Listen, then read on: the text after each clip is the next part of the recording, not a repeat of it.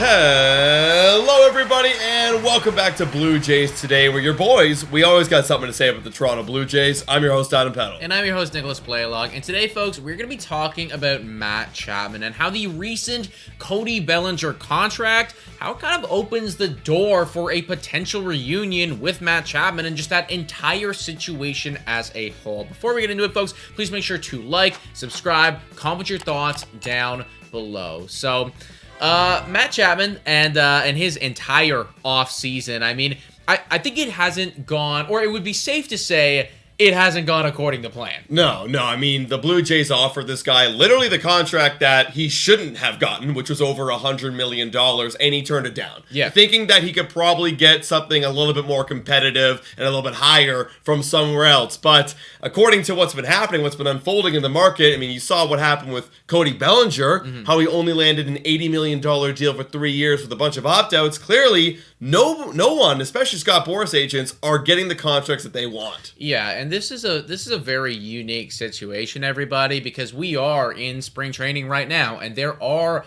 still a lot of guys out there that have not signed with teams. The big Boras four being JD Martinez, Matt Chapman, Blake Snell, and Jordan Montgomery. Now, the first domino of all of those guys did fall, being Cody Bellinger. As Adam said, it was a 3-year deal worth $80 million that he signed. What is unique about this deal is the fact that after every single year, there is a player opt-out. So if Cody Bellinger wants to do so, he could get paid $30 million with the Chicago Cubs in 2024, and if he does well enough, opt out of his contract, go back to the free agent market, hit that free agent market when he's 29 years old, and then potentially get another payday with another team. So that is kind of sparking the conversation and kind of opening the door to what a potential structure of a Matt Chapman deal could look like. Yeah, I mean, it's tough because there's some different factors in here. Now, if you just compare Matt Chapman and Cody Bellinger side by side and you just look at the WAR, both of these guys, they had a WAR of 4.4. However, WAR and defense doesn't necessarily get you the big bucks. It's what drives in runs. You got to hit homers. You got to hit with a high average, and that's why Cody Bellinger has the AAV so high at $30 million. I think we could safely say that Matt Chapman ain't getting $30 million. I think he's more in the range of 20. How high or how low, we have yet to be determined. But I think this is a good stepping place for Matt Chapman's contract. But it's honestly really bad for him, like we said in the beginning of this video, because if he's only getting $80 million on a short-term deal, then what the hell is Matt Chapman going to get? Wow. 1 year, 2 years, is he going to have to do something similar to Cody B, but even less? I think that Cody Bellinger's contract is what the framework of what a Matt Chapman deal is going to look like, in terms of having a deal that's potentially 2 years long where Matt Chapman, the player, gets an opt-out after the first year, right? So potentially he gets paid, let's just say, 2 years for $45 million. So in the first year he gets paid $25 million, and then there's a player option, or and if he wants to take it, he can take it. If not, then he gets paid another $20 or $25 million after that, right? I feel like that is what the deal is going to look like. And in the grand scheme of things, hindsight being hindsight, Matt Chapman screwed the hell up here, because legitimately the Toronto Blue Jays were offering this guy over $100 million just a few months ago in November. And I think it's because the Toronto Blue Jays were offering such a high deal that some Blue Jays fans have kind of come out of the woodwork now and are starting to look at the situation and going, okay, well, Matt Chapman, this guy might sign for 1 year or 2 years at like $20 million average annual value. Could the Toronto Blue Jays, considering they were in on him before, be back in? Well, there's a lot of factors that go into that, man. I mean, you look at the infield and the guys that they brought in right now. I mean, there's a bit of there's a fight for that third base bag. Now, if you brought in Matt Chapman, of course he earns the job. But then, what was the IKF move? Yep. What was bringing in some other depth pieces like Escobar? What were these moves, right? Are you really going to pay IKF $7.5 million to basically ride the bench and fight for a job now at second base? It doesn't really make a whole lot of sense. And then on the other side of things for the Blue Jays, it's the financial stuff. Like, if without all the money, and you forget the money completely, if you brought in Matt Chapman, yes, of course, I would love to bring in Matt Chapman to play every day. But like I said, IKF, you're getting paid, but also where is that luxury tax sitting at for the Toronto Blue Jays? Right now, they're currently at about projected 200 and it looks like $244 million estimated, which is about $7 million over the CBT, the luxury tax. And there's also another hidden kind of bracket that if they go $20 million over the luxury tax, then they're going to enter into another tax threshold, which is an additional 12% on top of the already 30 that are paying over that $237 million. So there's all that factors as well at play. Are the Blue Jays willing to go even further into this luxury tax to get someone like Matt Chapman on the team? I don't think so, man. I think that that there's just a few too many roadblocks here, right? And I mean, in that whole thing that you were just saying there, you said, well, forget the money. But you can't. Because the money is, I think, the biggest thing here, right? It is. You look at what Matt Chapman provided to your team last year, and I'll be completely honest, like the defense was phenomenal. I mean, the guy won a Gold Glove, but he also was a big contributor to one of the biggest problems that the Toronto Blue Jays had, which was not being able to score runners when they got into scoring position. Like, Matt Chapman had 17 home runs last year, and he was always supposed to be known as a guy that was this power slugging third baseman, right? Like, remember back in Oakland when that's what he did. He slugged home runs and he got RBIs. That wasn't his player last year. Dude, Danny Jansen had the same amount of home runs, very similar RBIs. Yeah. Less time, too. And Matt Chapman finished with 54 ribbies on the year, batting in the middle of that lineup, 5th, 6th, and 7th throughout the entire year. So, as much as I would love to plug Matt Chapman in, defensively speaking, and when you are just comparing, like, IKF to Matt Chapman, of course, I would prefer Matt Chapman. With everything being considered here, and also factoring in that the Toronto Blue Jays, they would enter into a new tier of luxury tax, someplace that we have never seen them go before. They'd be getting taxed at a rate of 43%.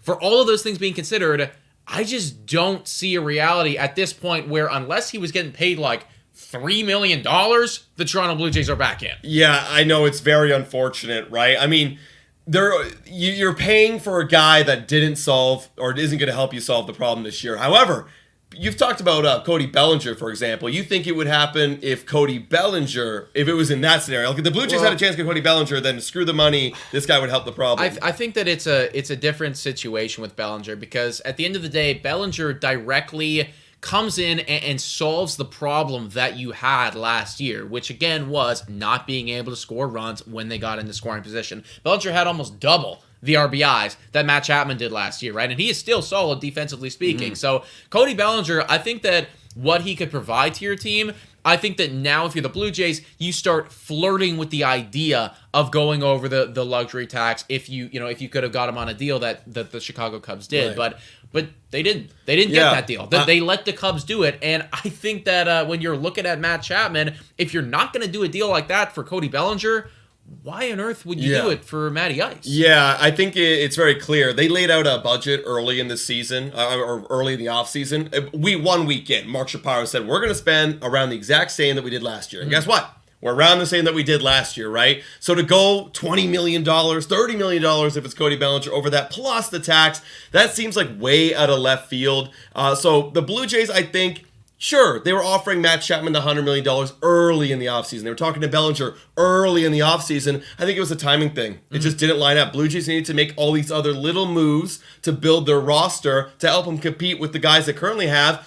And they ran out of time waiting for those big boys. So I think the timing did not work out. Now, all of that being said, I will admit that the deal that Matt Chapman inevitably signs right here, because he's not getting paid 100, he's not getting paid 75. I mean, he might not even get paid 50, right? So the deal that he ends up signing here, I think that a lot of teams are going to look at it and go, hey, that's a pretty good deal, right? Like, that is kind of a steal of a deal. And if you could go back to November and offer that deal up to the Toronto Blue Jays, I think they smash it. But considering, like you said, times have changed. They've gone out, they've given IKF $15 million. They've effectively locked in their team, and they don't have as much wiggle room anymore between themselves and the next tier of luxury tax.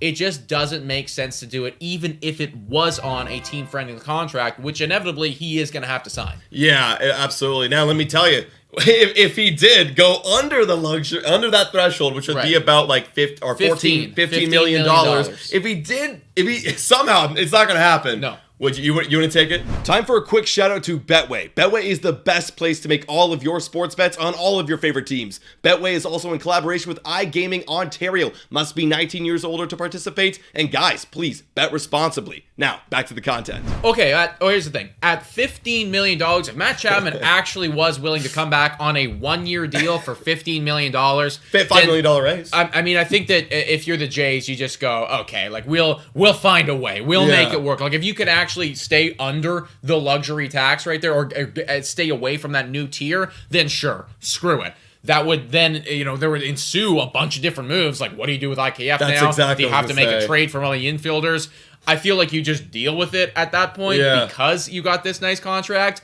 But, I mean, we're talking fantasy land. Matt Chapman, even though he isn't going to get paid the $150 that he wanted, I just don't see any reality that he signs for $15. I think that realistically what's going to happen here is that a team like the San Francisco Giants, they're just going to find themselves in a very favorable situation where they can lock Matt Chapman down for a 2 or 3 year deal worth $50 or $60 million, maybe even less than that if it is only a 2-year deal. So I think that they're just going to luck out and get really lucky here, and we just need to let him go his separate way. Man, we can really sum this whole thing up, this whole Matt Chapman drama, as Scott Boras really fumbled the bag for Matt Chapman here. Scott Boras screwed up, and the Toronto Blue Jays, the second that they got IKF, it was done. It's done. And for Matt Chapman now, I mean, you were talking about the Giants. I think Matt Chapman and Scott Boras, you got to pivot your strategy completely. Take any team that's willing to give you the most money, because, again, he'll be 31, 32, getting older. What kind of deal you're looking at then? Like, your idea is to get a 1 year, prove it, then go back to free agency, but you got to really prove it at that age to get a nice deal that you're expecting. So I just take the most money, Matt, and play some baseball. Yeah, completely agree, guys. In conclusion, folks, Matt Chapman, I'm sorry, dude. I think you may have fumbled the bag. But, folks, let us know your thoughts about this in the comments down below. Do you think that there is still a chance that the Toronto Blue Jays go out and get Matt Chapman? Please prove us wrong in the comments down below. Guys, and $3 a month to become a Patreon member. Shout out and thank you to all of our current Patreon members. You guys are absolutely awesome. And our YouTube members, shout out to you guys as well. Thank you so much for watching. And go Jays, go!